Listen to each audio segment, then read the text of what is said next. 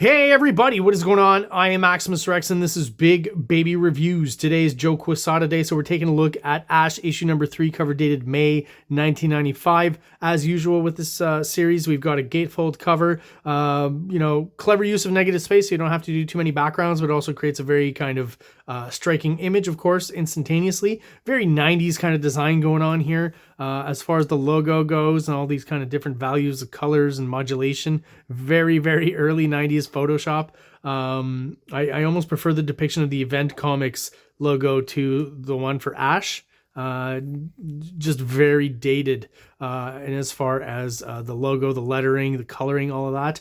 But other than that, a pretty cool image. We finally get a good look at the guys, the special ops military team that we saw at the end of last issue, kind of in full silhouette. And this interesting thing here, color-wise, that I do like actually, where you've got out of the negative space, the white, you've got the contour of building here that you're looking up at, right? Like a worm's eye view, that Joe Quesada thing.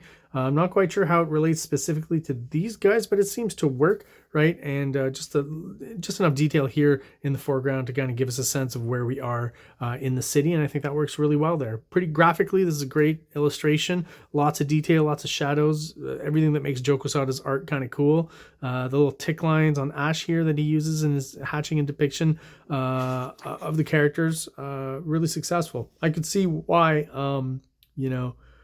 Joe Quesada would want to join Image, and unfortunately, like I talked about last review, that didn't happen. But this is definitely an Image style book in the pacing and the storytelling, and this first sequence of the book is definitely going to drive that point home. Joe Quesada, pencils and story. Jimmy Palmiotti, his buddy, inks and story. Colors by Ruben Rood and letters by Chris Eliopoulos. So starting off where we were last issue, basically from a different point of view, still a lot of shadows on these characters, but revealing a little bit more because we've already seen them on the cover, right? Ash confronting them, and then boom, this whole sequence here, double page splash, a little bit of insert panels that I like because you still get a bit of storytelling, not just a big gratuitous image, but man, what a big gratuitous image. Almost feels kind of like the stuff we would see in Pit, right, with Dale Keown, and just a really up close kind of insane shot of Ash where we could see all of his kind of distinguishing features, right? The gritted teeth, the hair, the fire coming out of every pore, and those huge gauntlets that he's got that, as I said, is a kind of a Quesada staple in a lot of his designs.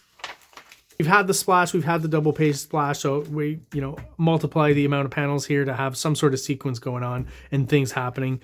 Basically, Ash grabbing his bike and hauling ass and getting out of there. Here, I think we have the same character from last issue who was on the phone and who, that character that I likened to Ellen Yindel, picked up on his conversation, something about the Phoenix, that probably relates to Ash, and that's why he's here. I would have like to also maybe have just a bit of a detail of the ponytail that this guy has, and that would really drive the point home that's the same character from last issue. Here, it could still be someone else, right? Here's a good example of a page where Quesada uses some very interesting design elements for his layout. You've got the basic panel here, but that's full bleed at the top. You've got a circular panel, which, I mean, we haven't seen a lot of that since the Golden Age. And he just layers things, right, over and over. So a bit of the circular panel layers over this one, but then these insert panels here layer over the circle. He's used the circle before, though, in Ninjak, so maybe he's brought a bit of that here. And the sequence here, there's always such extreme kind of close-up shots of Ash and the fire kind of pouring out of him, right? And to reveal Ashley here kind of coming out of his mouth. So it's almost like now the transformation, we're seeing how it's happening in, I don't want to say backwards, but in the other direction, in the other direction than it usually goes in. Is that kind of a visual symbolic cue there? I don't know. It always just seems fun if a character is racing in the wrong direction in one way, so that's probably why that's there. But yeah, so what I'm trying to say is we've seen the transformation from Ashley into Ash, and now we're seeing the transformation from Ash back to Ashley. Quesada really adapted his depictions of the motorcycle. Those are instances where using photo reference probably really help him out. There's others in this book, though, not relating to the motorcycle specifically, where not so much, and I'll point it out when we get there. But really adapted using every little element of the page and of the actual illustration to create that layering, which he does here. I didn't mention, but the detail of the wheel coming out of the or overlapping the circular panel in his arm here, I think works really well. Helps create even more layering with a bit of fire over here. He's really thinking these things through when he's doing these pages, trying to make them as dynamic as he can. It can get a bit much. It's almost overload at a certain point. Fire just seems to be everywhere, right? By the time you get to this sequence here, you're like, All right, it's a little much and a little taxing on the eye eventually. You know, I think that has more to do with the coloring of it more than anything else, because a lot of them are done in kind of color holds and stuff. There's no holding line around it. Sometimes that works, sometimes not so much. Oh, I forget this guy's name. The actor. Yes, that's right. So he's kind of Joe Quesada's version of the Joker, right? That's kind of what I feel like with his design. So Ash has basically, you know, made it back to his apartment, and on his answering machine, which is an ancient device that would record people's voices when they would call you and you weren't home. So the girl he was supposed to go on a date with, Leah, is called to say that she can't make it. Someone at work is sick and she has to cover for her, so that works out for Ashley there. Oh, yeah, and Quesada always working in his cats into his comic. Here's another bit of a B or a C story even, because we got a bit of B story last issue, and we're going to get some more this issue of just these inmates acting weird in a prison, upstate New York prison. So it's leading to somewhere, but right now just not much information there. So we'll move on. Here's a page, yeah, so I was talking about photo reference, right? Which is fine, but sometimes it doesn't work to your advantage. And I feel like this character, these two characters here that keep coming back, these are probably guys Joe Quesada knows or friends he wanted to work into the comic. And there's just such a huge disconnect between, you know, Ashley's kind of slightly cartoonier face, the bigger eyes, and these characters that he tends to draw pretty photorealistically. And that's maybe more in line with Joe Quesada's style now, that he uses just a ton of photo reference, which I feel also makes his artwork very stagnant and very stiff, as opposed to when he's just kind of, you know, drawing from imagination and doing these kinds of facial expressions, or, you know, this shot of Ashley here. And again, if you look at this page, right, like this is a hard angle to draw from. And I definitely feel like even for Ashley here, he's used some sort of photo reference, and the style just kind of stands out and sticks out and doesn't quite mesh with something like this here, right? This is a pretty fun sequence though, where finally Ashley is trying to convince someone that something happened to him, right? And not to be believed, of course, once he sees it, guess can't unbelieve it. Another clever double page splash though, maybe again too much fire, no holding line here, kind of intense, but again in line with 90s comics and image style comics for sure. Still lots of storytelling, inserted panels over top, so we're not wasting a double page spread just for a cool image. We get that, but we get a bunch of storytelling as well. Gotta say, another well-drawn page, right? But unfortunately, just so much dialogue all the way throughout and things to read. I have nothing against reading when we're reading comics, but just, you know, I feel like comics is a visual medium and you should only use dialogue, narration, all that stuff. Only use as much as you really do need to get stuff across that maybe the images aren't getting across. And I feel like a lot of the pages here in Ash are really loaded up and could really do with some streamlining as far as how much there is to read. This was fun. I'm not going to go through the whole bio, but Jeff Darrow did a pinup here. Really cool. Obviously a very different style from Joe Quesada. This one kind of reminds me of when I first saw his art. When I first encountered it was in Spawn, when he did that Spawn pinup. I think it was in issue 10, if I'm not mistaken, with the Frank Miller written issue. And it almost feels like this is pretty much the same concept as that Spawn page, because I remember opening that up and going, whoa, there's a lot of detail here, but a lot of it having to do with the background elements and almost the stuff that really didn't have to do with the main figure. Spawn was very tiny, kind of like Ash is here, almost in the same position. And he was fighting some big guy here with lots of guns and knives and screws all over the place and lots of detail. And this guy is kind of in that same vein, just bigger and with odder details. I love all this design work and these arms and stuff coming out of his arms and just such intricate detail. Jeff Darrow's very talented artist, taking nothing away from him, obviously, but it's just so funny to me when he does a pinup, just like in Spawn, where the character, you know, within the book who appears in the pinup is almost like not even specifically the focus. And he's, you know, following the old golden rule of the 90s. If you're going to do a pinup, include some of your characters to get some promos in for them, right? So you got, was it Big Guy and the Robot or something? Astro Kid? I forget the name. I mean, I read the book. I should know this, but you know who I'm talking about here. You've seen these guys before, right? Oh, just real quick, I thought this was funny in a ha-ha kind of way, right? Is there any doubt that a book called Ash would be a hot pick?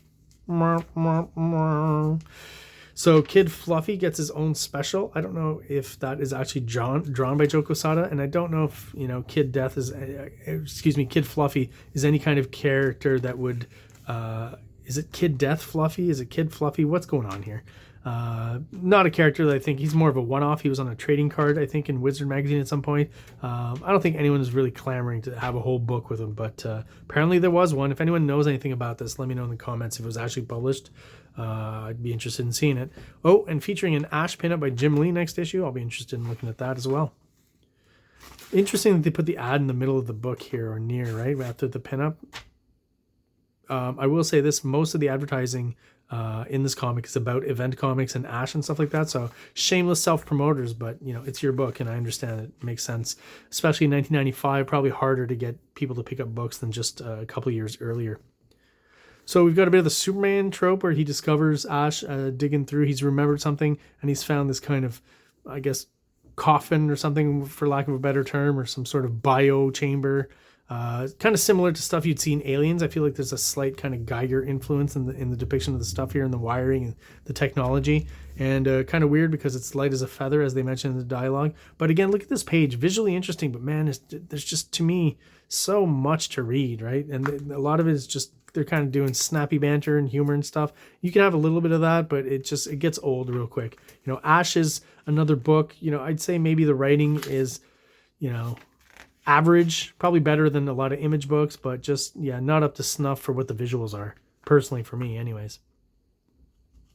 We go back to the B story from last issue, and just giving it to us in little snippets. So the character exploded, right? And that's what's described here. But then real quick in the last panel, even though this ruffian was injured a little bit and his friend died, we see the character who apparently exploded back here drooling and crying. So kind of odd, and wearing, you know, some pretty specific Dark Horse Comics merch. So it's kind of a weird panel overall, but implying that the character didn't die. He does have the little bit of the bottle here to remind us, yes, that is the character from last issue. So at least it's, you know, it's consistent in its storytelling. I guess he liked the Faboom from last issue, so he used it again, pretty much the same panel, right, as we saw last issue. Oh man, when we get here, it's just so much to read here. So when I see a page like this, I don't know about you guys, but it kind of just turns me off. There's nothing wrong with the art all the way throughout and the depictions, but just, again, a reason why I'm not looking at this book for the writing, or not that much anyways. Clark Kent makes another cameo. And Ash is finally, Ashley, I should make that distinction, is finally back to work at the fire station. A little bit of a Hell Shock plug here. So Quesada is really trying to get Image's attention still, I guess.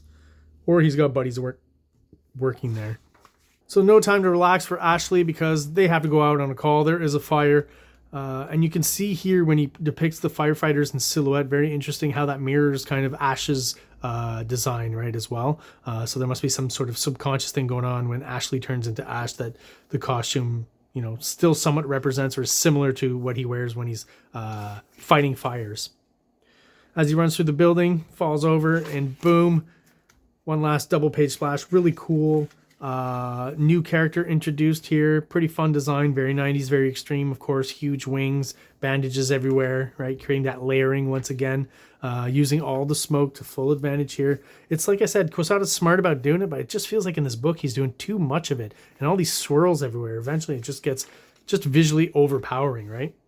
And I just thought that maybe, up close here in the foreground, at first, it was hard. I didn't really pick up on the fact that this was the firefighter hat or helmet right away, right? Like, it's kind of obvious once you see it there, but I feel like if you just moved it over and we'd see the whole shape, would have been a little bit clearer. And what doesn't help is that layered behind him is that bit of Ashley here lying on the ground, and all we get is head, back, and a bit of butt, it seems like to me. And just this whole section was a little bit visually confusing to me at first and hard to read until I kind of figured out what was going there, as opposed to all this stuff here, right? It's almost as if I feel maybe I should have twisted it in the other direction or something, but just definitely made this section here a little bit clearer. Even leaving the hat out and giving more space to Ashley. Like I said, maybe storytelling-wise, that would have been a little more clear to me. And I guess that's it for this book. And like I said, every page is pretty much dedicated in one way or another to Ash and Event Comics. You got the Events Comics crew back here. Garib Shameless, as the kayfabe boys used to call him, during their Wizard reviews. The publisher of Wizard magazine back in the day, still pretty powerful and strong, I guess, in 1995 to be appearing here. And there you go, guys. That is my review of Ash issue number 3. If you guys are still watching and you are subscribed, thank you so much. I really do appreciate your support. If you're watching but you're not subscribed, please do so below. It only takes a quick second for you. It really helps the channel out and it helps us grow and get out there to other people who are into comic books just like we are. If you're interested in my comics, Big Baby and STARCRASHER, check out the links in the description below to get your hands on those. So thanks again for watching, guys. Have yourselves an awesome day. King Comics presents Big Baby, Volume 1, Issues 1 to 13, 204 pages of story and art. King Comics also presents STARCRASHER one-shot, 32 pages, cosmic sci-fi surrealist adventure. You can find these fine comics at KINGCOMICS.CA, at MaximusRex13 on Instagram, or on Facebook, MaxRex or Big Baby. Like!